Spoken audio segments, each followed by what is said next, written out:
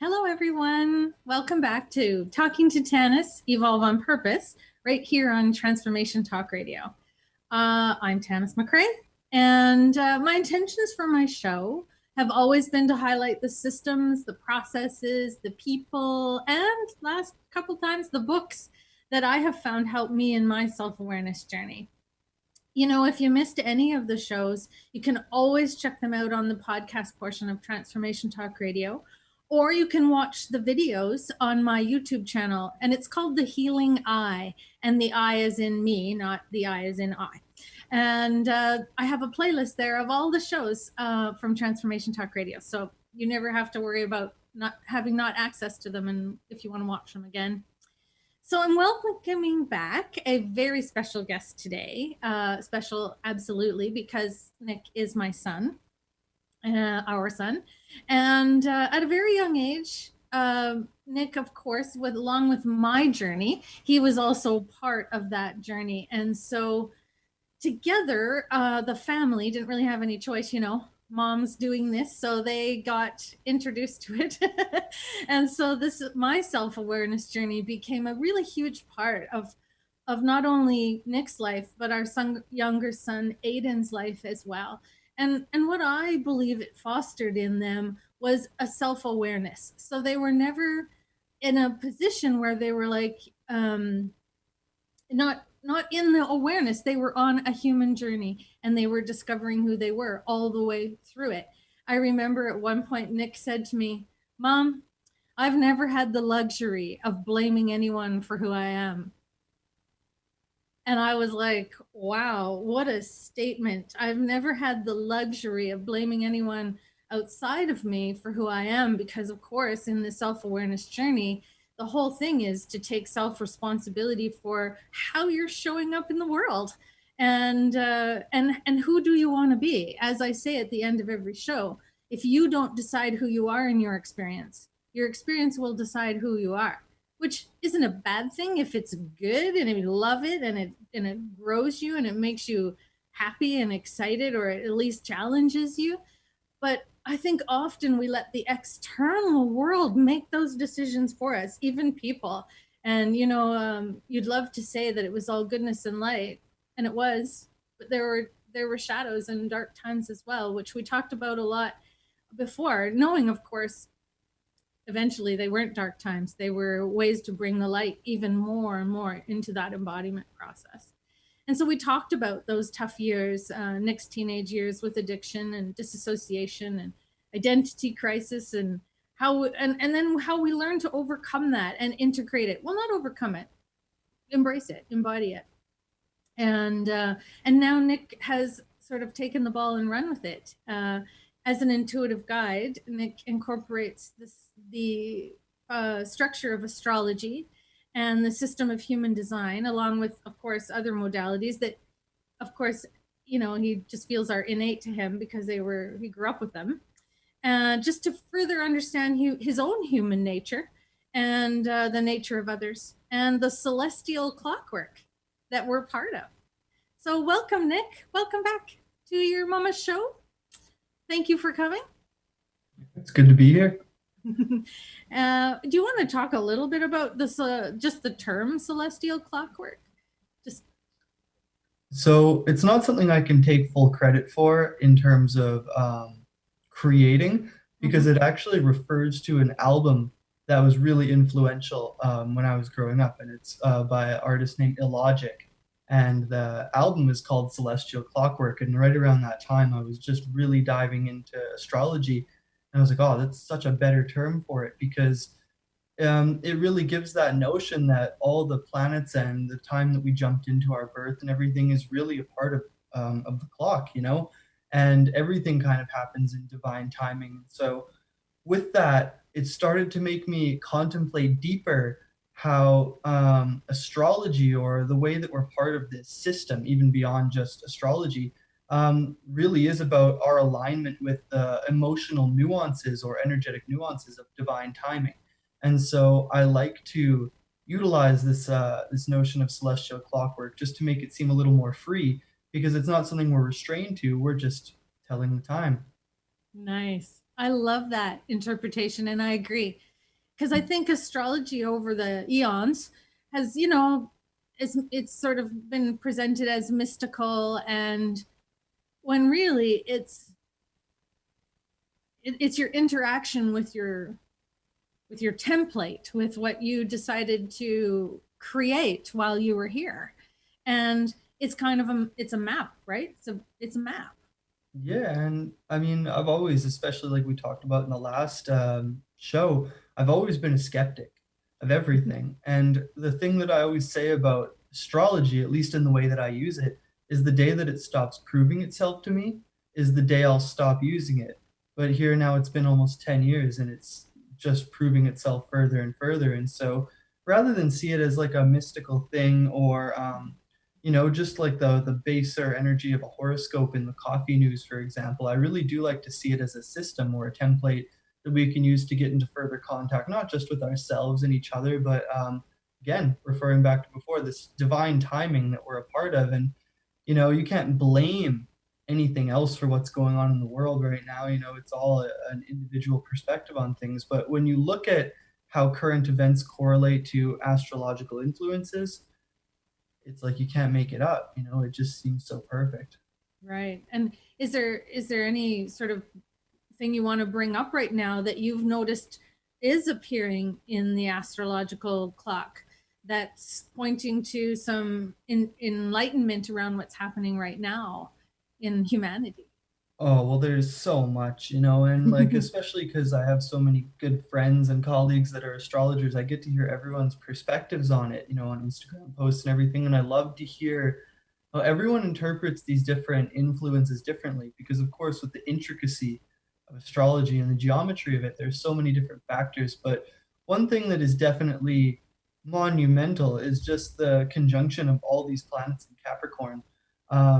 We've got Saturn, which is life lessons, wisdom, restriction. We've got Jupiter, expansion, luck, joy. And we've got Pluto, which is all about transformation and rebirth, all in the later degrees of Capricorn. And so with Capricorn ruling, our structures, our foundations, traditions, and the corporate nature of the world, we see that that's being expanded, transformed, and also restricted in a lot of ways. And so, of course, with all them being in retrograde as well right now, it's kind of a revision period. And coming towards the end of July is when we're really going to start to see the contrast of this with our emotional development, and how societal development is very much characterized by our own personal emotional development. And that's because as humans, we're emotional beings. And whether we're using a lack of emotion or an excess of emotion or somewhere in between, there's no denying that everything kind of stems from that, whether it be greed or whether it be, selflessness. Right. Well, like I always say, we're in a relationship with things. We're not just observing them. We're if our emotions are engaged, we're now in a relationship with that. So it's I mean, we all know relationship is a huge thing in the human experience, and how do I relate to this? How do I relate to that? What emotion is it bringing up? I was with a client last night, and near the end, she was only 12, and I said to her, "Did you notice that throughout the whole thing tonight, I kept asking you, how does that feel in your body?" And she was like, "Oh, yeah." I said, "I never asked you, what do you think? Or how do you feel?" I said, "How does it feel in your body?"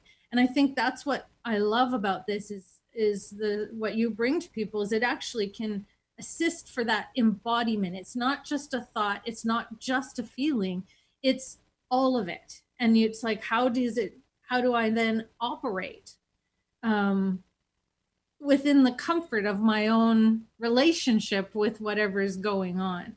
And I think that's a fascinating piece that sometimes just the veneer or the horoscope part of it doesn't do. It doesn't give you something to grab onto that you can embody. Yeah, and that's where, again, I always say that free will and conditioning play an exceptional role in all of this, because we're not at the bay of the planets. It's not Mercury goes retrograde and now everyone has to follow that rule. It's a response. We're responding to these Yes. nuances of the planets and to our designs based on our free will and based on our conditioning. Because, of course, no person or astrological configuration exists in a vacuum. Yeah. Everything is reliant on our relationships, our dynamics, and then, of course, our personal free will, our Yeah. drive to improve ourselves as a human. And so those are very important factors to take into account as well. And always, always flavored with our story. Whatever story we created, whatever, and the story we created in our relationships. I just think that's, I think it's such a beautiful thing when we take that horoscope or that human design or those gene keys, and we actually bring them into our day-to-day experience, that it's not just ephemeral, it's not something that's just out there. Like you said, everything is connected. My yoga teacher always says, if you pull this side of your shirt, this side of your shirt moves too. Everything is interconnected in that way. And I love that we can take that sort of role first to go, all right, who am I in relationship to this, and who do I want to be?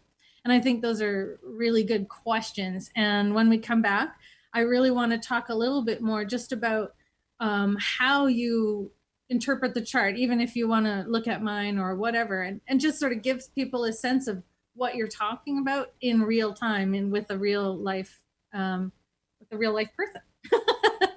Awesome. So thank you for tuning in. And Nick and I will be right back, and we'll be furthering our discussion about celestial clockwork.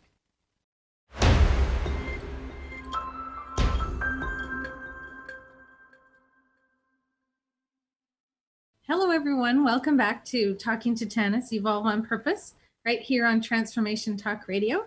I'm here with my son, Nick McRae, and we are an intuitive reader who does astrology and human design, and has his own amazing intuition. And we just found out that we're having some audio issues on Facebook, and I think it's a great time to talk about Mercury retrograde, because this is a thing. I think most people, if they've heard something about astrology, they've heard this term.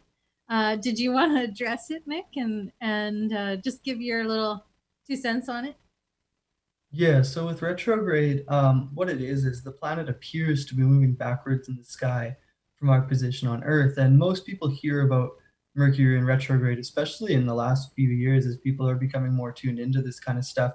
There's that ongoing joke, Mercury's in Gatorade, so something's going on with my technology. And because Mercury rules communication, it really is a time where we have to take a step back when signing contracts or using technology and just be patient, because things are a little frazzled. Communication moves a little backwards. And so people think that it's this chaotic time because, communication's frazzled, technology might not be working as smoothly. But it's also interesting to see that that's a pretty palpable aspect of this astrology showing up in the world. And it's funny too, because I get students or clients where their Mercury's in Gatorade or retrograde in their natal chart. And I explained to them, it's like, do you notice when everyone else is going crazy, it seems like things are just a little easier for you? Like there's a kind of a weight off of your mind. And they're like, yeah, I kind of do. And it's like, that's because you're naturally moving this way. You naturally move in a non-linear matter with your thought patterns.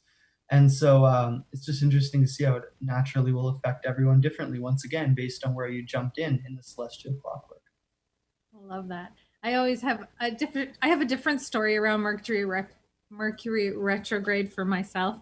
When it comes, I think to myself, it's like I headed out to the car, and I got in the car, and then I'm like, oh man, I forgot my keys. So I go back into the house, get my keys, and I realize that I've left the stove on. And so I'm like, oh, thank goodness I came back, because I could have had a bigger situation.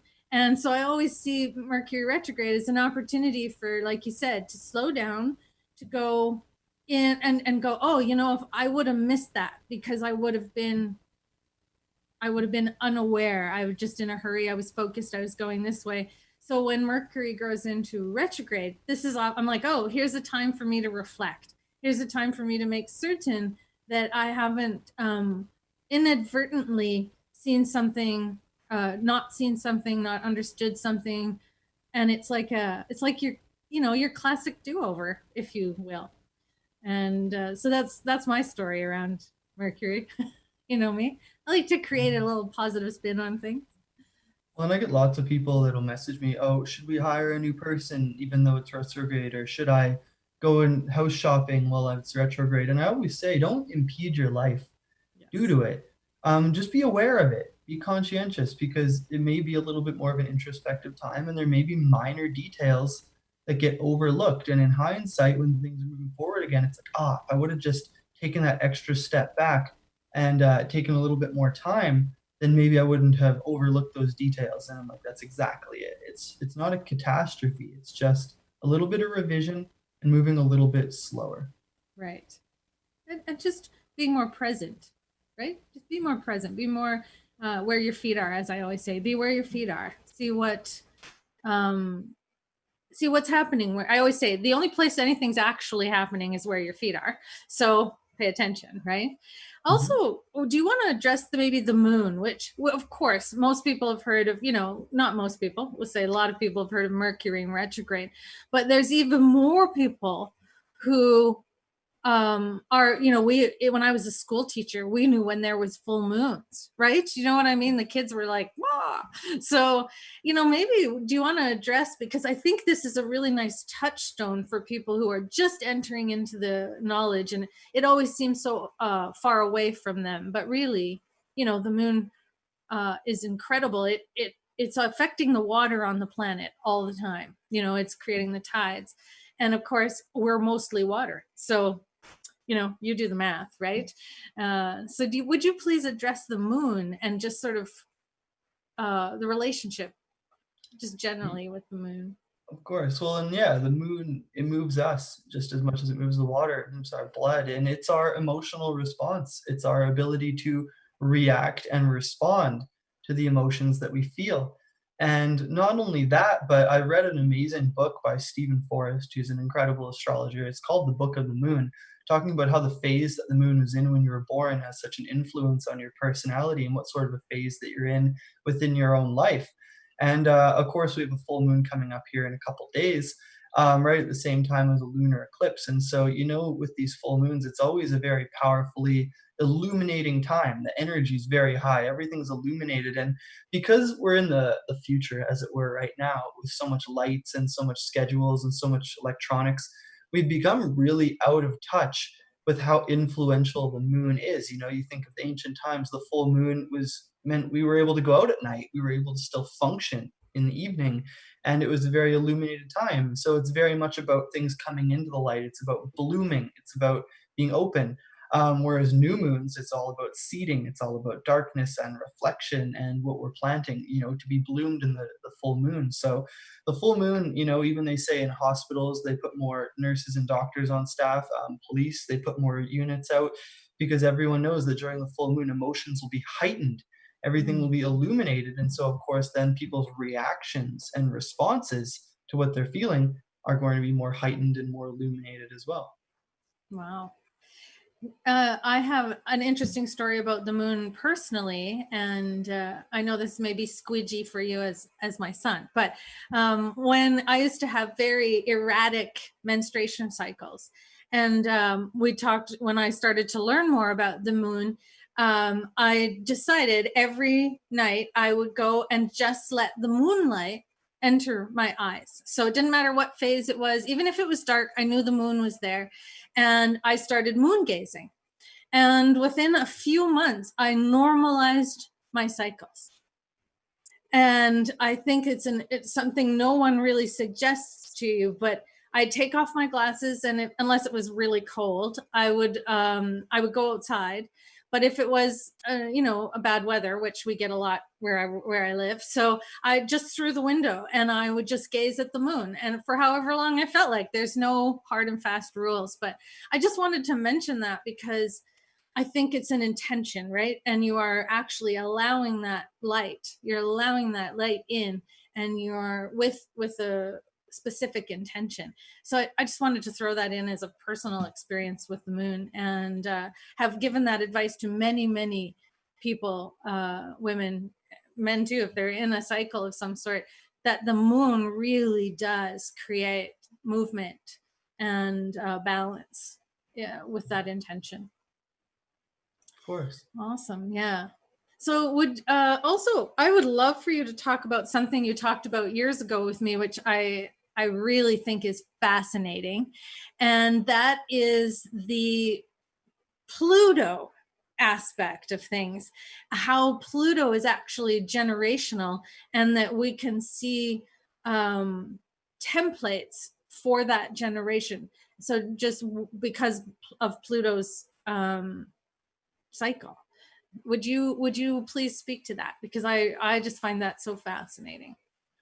Well, Pluto, of course, the moon being the fastest moving object in the Mm-hmm. sky because it's the closest to us and it's, the smallest, it shows immediate cycles because of how quickly it's moving and how it influences us so greatly. But Pluto being the slowest moving planet, the farthest moving planet, it represents generational cycles, as so Neptune and Uranus do as well because they're the outer planets, the transformational ones.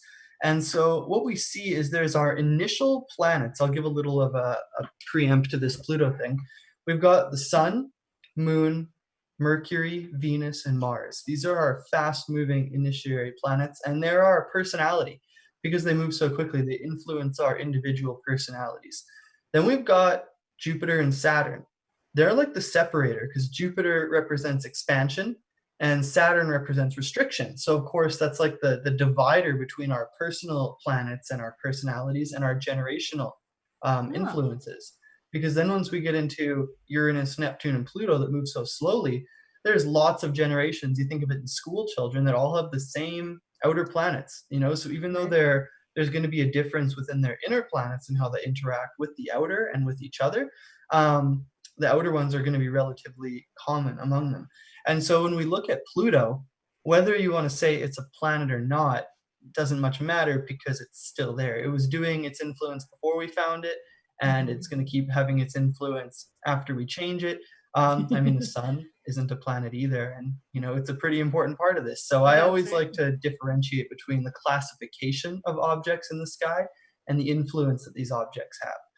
But anyways, with Pluto, what's interesting is, like I said before, it's the planet of transformation. It's the planet of the unconscious mind, which is a huge part of all of us and what drives us. And with this transformation and unconscious, it also rules the cellular, the nuclear, the unseen world. And so, what we have with Pluto influencing the generations is where revolutions occur and how transformation occurs and what the unconscious drive of each Plutonian generation is here to represent. And because Pluto has this elliptical orbit, it's not perfectly round, it has a different time period in different signs. And so, for example, like with Capricorn, it's staying in there for, I think, 21 years. Don't quote me on that, but it's about 20 years. Where something like Sagittarius, it was only there for, maybe 12 to 15, depending on retrogrades and things like that. And so these generations all represent different time periods of what they're here to instill. But what's interesting about this as well is while these children are being born, for example, people born in my generation, the millennials between 1982 and 1995, were born under this Scorpio Pluto influence. So, of course, our Plutonian influence is all about exposing things, it's all about the depths, it's all about sexuality and intuition and, these things that are naturally suppressed because they're darker influences, but we had no real power when we're babies, whereas people born, let's say, in your generation with this Virgo Pluto between about 1956 and 71, with retrogrades being a part of this, are Virgo Pluto. So with Virgo and Scorpio creating this sextile, by the time my generation was born, in your case, now we've got this kind of sextile between the influence of Pluto being about refinement and perfection and making a system, raising these kids that are about exposure and transformation and depths and revolution. And so what we see is by the time that these Plutonian children reach their 30s, when the world starts to kind of move into our control, that's when we start to see the influence of our generation being exposed. So what we see right now, speaking from my, being born in 1993, right now Pluto is sextiling where it was when I was born. And so our generation is now creating this transformation. We're exposing these darker things, we see in the world that are being exposed right now. We're seeing this need for intense transformation in the collective of society. And because right now we're under the influence of a Capricorn Pluto, we're coming from the Scorpio disposition of transformation, working within the Capricornian influence of transformation. Wow. I don't know why, but it makes me so emotional because to me, it's like, everyone's always given the kids, millennials, you guys, a bad rap. They're like, oh, they just, they don't work hard. They don't. Yet I'm seeing the most innovative business models ever with this group of Plutonians. You know what I mean? Like, if you would have walked into a bank with a business model for a taxi company that doesn't own any cars, people would have laughed you out of the bank. Do you know what I mean? And yet Uber and other of those kind of opportunities, they're building something that's completely outside of that structure. And that's where I'm seeing this genius of this age of this influence. And I love when I'm able to assist people with that perspective. I'm like, there was like, oh, kids these days, they want to work less and be paid more. And I'm like, well, that sounds like a good idea. Why didn't we think of it? Do you know what I mean? I love the richness of what's going on, and the difference, and how it, if we allow ourselves to be educated by that, and we allow ourselves to shift in and acknowledge that change, we won't be stuck in these old patterns that just frankly don't work anymore, that are outdated.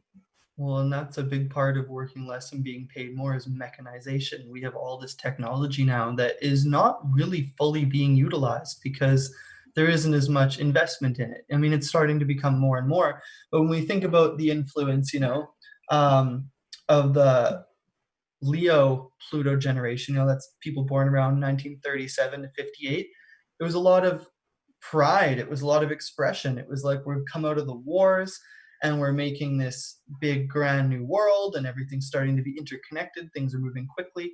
And then we've got the Virgo Pluto generation, like I was talking about before. It's like, all right, you guys have brought this all out. We've made it proud. We've made it big. Now we're going to make a system, a perfect system. Yes. Virgo likes control, it likes refinement, it likes articulation. So what you did is you created this amazing system, for the future to be born into.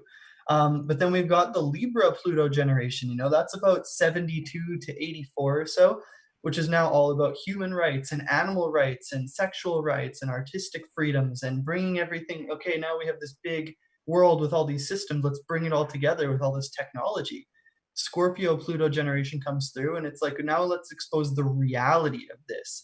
Now that we've seen ideologies, we've seen refinement, we've seen pride, let's look at the deeper aspects of human nature and what hasn't been addressed in all of this. What's been hidden under the rug that, is creating a stink that we need to expose? It's all this intensity. Then we've got Sagittarius generation, they call them Gen Z, which is about 95 to 2008 or so, with retrogrades, of course, being a part of that. And they're all about expanding this. Let's make it bigger. Let's make it brighter. Let's take this all across the world. And we see a lot of those kids were really coming up. They see the kids, that were creating renewable energy out of garbage, and then they just read a book about it and made it. This is crazy innovation and expansion. And now from 2008, to where we are now, these Capricorn kids are like, all right, we've seen the system doesn't always work in the future with technology. We've started to expose it. We've started to balance it. We've started to spread it. Now we have to structure it. We need a structure for this because all of this change is great. All of this revolution is great. And when we look at the United States, they're actually going through their Pluto return, which means right now, Pluto is where it was when the country was born. And Wow. Pluto being about revolution and transformation and structure with Capricorn, look at how this is being exposed right now within the United States. It's nothing no human will ever experience because Pluto takes so long to go around. And so I like to see the sequence of these Plutonian influences is important. And then, of course, outer planets like Neptune and Uranus, innovation and dreams play a big part in this, but lots of people have written books about it. You can go into so much depth, but just to keep things concise, I just wanted to explain this breakdown of the progression of each unconscious influence or drive of this generation because of where Pluto is in their chart. I love it. Thank you. I'm fascinated by that, and thank you for making it so approachable and so understandable for sure. And I hope most people see that's a template or a flavor that really is there with their children and their past generations and whatnot. I That's what fascinates it about me, is that it brings it into the unit, it brings it into the human experience, which is what I love. What keeps you so interested in your advancement in your self-awareness, your advancement in astrology? What does it give to you as a gift? What does how do you use it for your day to day? Well, honestly, it's just as much as a curse as it is a gift. As with all awareness is, and Yeah. that's part of the reason why in my work I don't ever just use astrology or just use human design. I honestly don't like using one without the other personally because I see Hmm. them as very complementary. In the sense that human design is really mechanical, it's very non negotiable. So I Hmm. see that if I was making a painting or a piece of art, it's the pencil. I pencil where everything is. This is the structure. This is how it is. This is how it's going to be. Then I use the astrology to pop that off. That's the paint, it's the depth, it's the color. They need to go together. But regardless of the mechanics of the pencil or the dynamics of the paint, what I see as important is the influence or the creativity. That's our free will. That's our intuition. That's the will to use it at all. And that's something that I find I don't keep up so much with my horoscopes. I don't look at where the moon is every day. It seems incompetent for me as an astrologer, and I own that, because a lot of the time I don't really consider myself an astrologer. I see them as tools that I utilize and I've, started to gain reputation for, but there's so much more to it. I just see them as that, as tools, as a way of context, a lens of perspective. And what keeps me invested in it is not only that it keeps proving itself to me or that I have an adeptness for it, is what it seems. It's also just that it creates an idea that when you've been doing the work yourself, when you're working on your intuition, when you're working on, just trusting instinct and working interconnectedness of people and your relationships, then you look at these tools or these lenses, it validates it. And I Right. get that comment from so many clients and students. It's that you didn't really tell me things completely that I didn't know, but you framed them in a way that was validating and makes sense. And I'd never been able to articulate it that way before. And I'm like, that's because you know who you are. We know who we are. And we're just trying to discover that or see how that fits in the big picture. And these tools, whether it be astrology, human design, numerology, any of these meditative practices, tarot, they're just validating what we know, but we doubt within ourselves. Hmm. Because with the human template, we're told to question, we're told to doubt, we're told to seek externally. And there's really important reasons for all of that. But just as important it is to reach in. And people always say, classically, I wish I knew what I knew. I wish I knew what you know when I was your age. And I think I appreciate what I know, but it's just as much a curse as it is a gift to try dating, being an astrologer. It's not like you just get to meet someone and get to know them. It's like, all right, I got to get their chart. I got to see our compatibility. I got to know interconnectedness. And sometimes I crave the idea of just not knowing, not feeling like I know. And Hmm. that's something that I really try and instill in the shadow work I do with clients and friends and family and myself, is that it's okay not to know. And it's almost better sometimes not to, because once we've gone through the unknown and the void and we've done the personal work from our own creative, intuitive perspective, then we look for the confirmation, the validation, the reiteration. And that's where I've also learned to do the work myself and then get a session from someone or read a book Hmm. or do something that's going to then integrate the work I've done myself. So that's what kind of keeps me coming back to it, is that it allows me a validation or a context for the inner work I already know that I'm doing. I love that. What a really great way. What a really great way to explain that, because I thought about that many times of how to explain I guess, the relevance or the need or the want. Why do you want to go on a self-awareness journey? It's not easy. It's a more deconstruction than it is a construction, and it's not rainbows and unicorns and, fluffy clouds. You're really going into the discomfort, but you're doing it willingly. You know what I mean? That's what I love. What it says is you're doing it willingly. You're doing it in a way that um, is on purpose, which is, the whole deal of my thing, evolve on purpose. And that really the self-awareness journey, just like you said, to me, just begins to uncover what was already there and that's behind all of the constructs I put in my own way so I could learn them, right? So that when I got to that aspect of the thing that makes me feel like me, I recognize it. It's like you said, it's that confirmation and that validation. And that's what keeps me doing my self-awareness journey, 15 plus years of that amazing, oh, I knew that was a part of who I was. And it is always through the discomfort, obviously, and this beautiful opportunity to experience yourself through these two systems, through astrology and human design, is exactly what you say. It's like, oh, you know what, I knew that about me.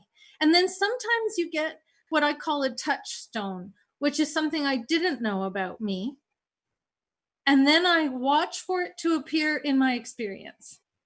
And that's what the Gene Keys does for me. And Nick actually was the person who was like, hey, I got the book, here you go. And so I ran with the Gene Keys.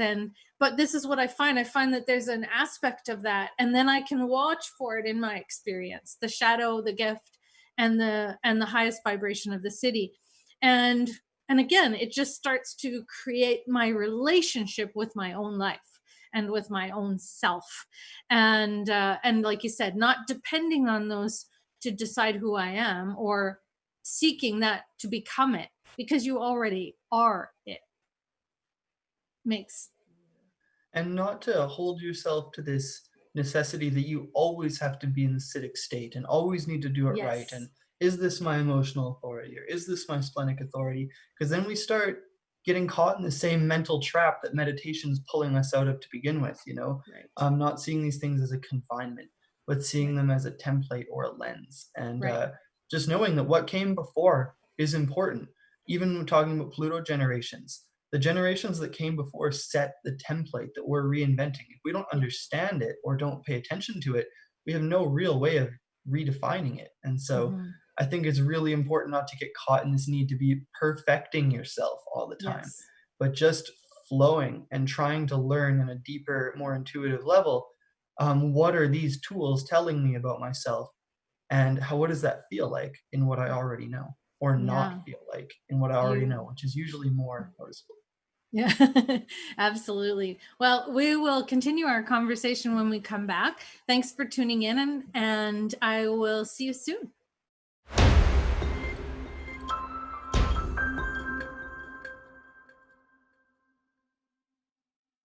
Hello, welcome back to Transformation Talk Radio with me, Tanis McRae, on Talking to Tanis, Evolve on Purpose. And today I've had an extremely special guest, our oldest son, Nick, and he is an intuitive guide, and he uses astrology and human design to assist you. So one of the things I really want to do before we say goodbye is get a sense, so you could get a sense of what a session with Nick, what the benefit of it, and just sort of the outline of it, what you can expect, I guess, from a session with Nick. So Nick, would you like to explain just sort of a little bit about, somebody's like, woo, I want to have a session with Nick. What would happen? Well, it's similar to any other intuitive session, I would think. But I do kind of take a different focus, because how I like to look at it is I'm using your charts, your astrological, your human design, to get a sense of how you work and who you are, both fundamentally, mechanically, integrally.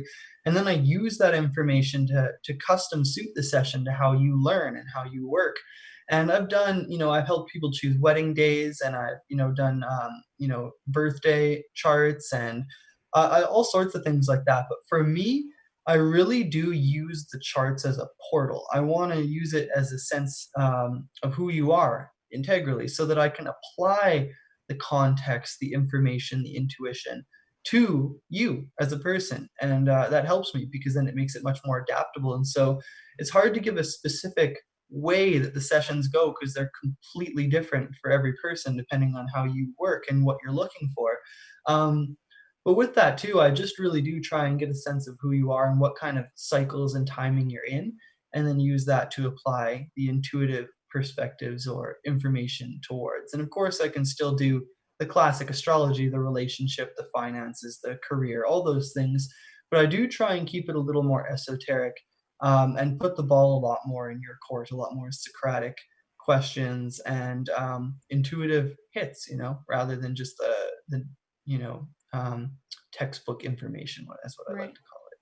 So you're going to get a really unique session that's really, really steered toward you personally, not sort of just that broadness, and not necessarily sort of premonition or predictive, but more sort of guided, right? You're in this influence, and so this influence does this, right? That And kind of it's thing. extremely rare that I have a client or a student going through something that I'm not also going through at that time. So I always like to come into it with that humility and the perspective that what this person is working with me on is also an aspect of myself that I'm working on. I mean, there are lots of different schools and teachers and mentors and practices you can do, but I think that just, going through something gives you a lot of perspective. Like you wouldn't necessarily go to a rehab counselor that's never felt what addiction is like before. You'd never learn to read by someone who doesn't read, and so I really like to bring that personability in that in some way this person is being brought to me or I am being brought to them because of what we're both going through and what we can help provide for each other in terms of context and perspective and guidance.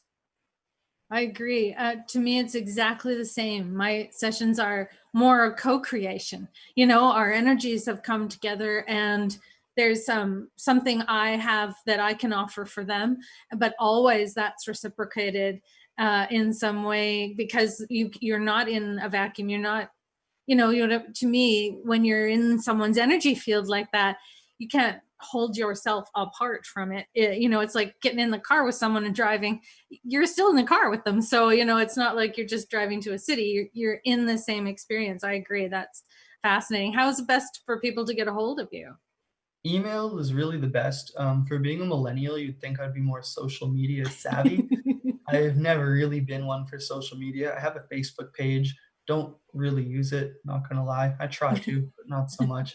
I have an Instagram, but it's mostly personal things, poetry, pictures, art, those kind of things.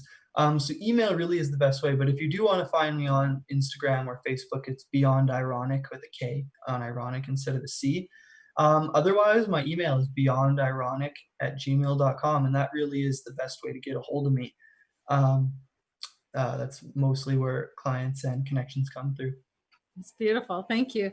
And did you want to mention the program that you teach?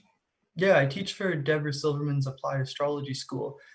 So I help train people to become certified astrologers through Deborah's system, and I get to teach classes. And it's funny, I never would have expected to be a teacher.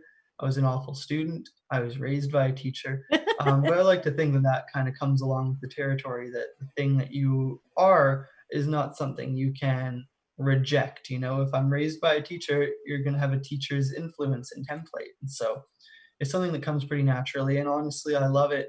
Every time this class comes up again, I always think like, oh, I'm nervous about this. And why am I still doing this? And after the class is done, I'm like, I see why I'm still doing this. I love it. I love every second of it. And I love the connections I make Me worldwide. too. Yeah. I mean, I always say there was nothing, a school teacher taught mostly kindergarten and grade one. There's nothing like giving somebody a bunch of information and watching it light them up. I think of the hundreds and hundreds of children I taught to read, and they don't read, and then you keep giving them the information, and then this light goes off and they're like, oh, you mean every time I see THE together it's the, and you're like, yeah, and this beautiful awakening happens in them and they read. That is worth everything to me. So we talk about being a teacher, but really you're just an information giver, and to watch that ignite into somebody else. And it's the same in my sessions. I do a lot of trauma work. I help people with a lot of patterning and conditioning and trauma and all of that. And I watch when you touch that and they get this awakening. You mean I'm not a victim of this anymore? And I'm like, no, you're not a victim of this. This is a part of your makeup. It's part of your fiber now, but it isn't who's deciding who you are. It's not deciding who you are unless you allow it to. And I talk about this when I hit a pattern or a trauma in somebody, and this is really interesting. When you touch that in their energy, and you're touching it with kindness and humility and joy and excitement, it pops. It just, like when you open a soda or you open a can of pop, it goes psh. And that to me is that feeling, like you're saying, it's this effervescence that just kind of comes up and out when you change the relationship with something that no longer serves you. And to me, that's quintessentially the self-awareness journey, is when we get to touch information in ourselves and then watch it occur in another. And that's what keeps me coming back, keeps me doing the work, is those moments of that. So thank you. Go ahead. No, I was just validating that. Okay. Thanks for the validation, honey. Yeah, but it's a beautiful thing. It always makes me giggle. So I want to thank you so much for coming on the show with me again and giving us a wonderful insights about how our celestial clockwork is ticking away, and that we're enjoying our experience here on the planet. And I want to thank you all so much for tuning in to Talking to Tanis, Evolving on Purpose, which really is what it is. We are making the decision to go forward, to expand, to become more conscious, and we're going to use all the people and the structures and the systems that speak to us every day about that. And I just to quickly, you can get a hold of me at tanismcrae.com and see all the things I have to offer if you're feeling that resonance. This has been a wonderful and magical creation for me, this radio show. And I always want to leave you with this incredible piece of wisdom that I think, if this is all that you take away from anything I've ever said or will say, it will take you where you need to go. And that is, remember, if you don't decide who you are in the experience will decide who you are every single time.